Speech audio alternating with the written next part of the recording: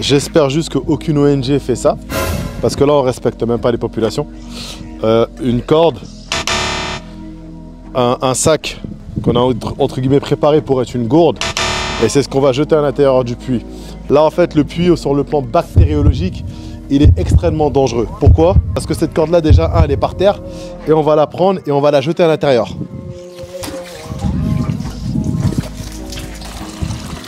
Donc tu regardes la couleur de l'eau, tu vois ce qu'il y a à l'intérieur aussi.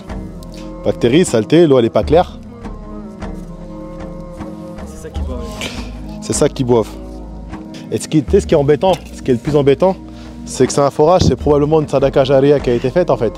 Parce qu'il y a une plaque, même si tu vas flouter après, mais il y a quand même une plaque, et c'est quand même des gens qui ont financé.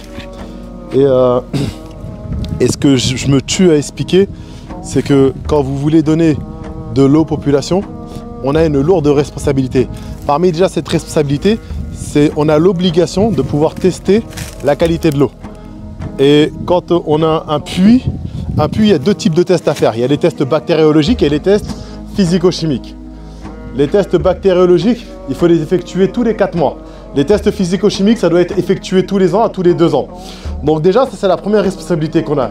Mais au-dessus et par-dessus tout, on a le devoir de s'assurer que l'eau elle est potable pour les populations. Même goûté, j'ai peur de le faire parce que si je le fais, je sais que j'ai un risque quoi.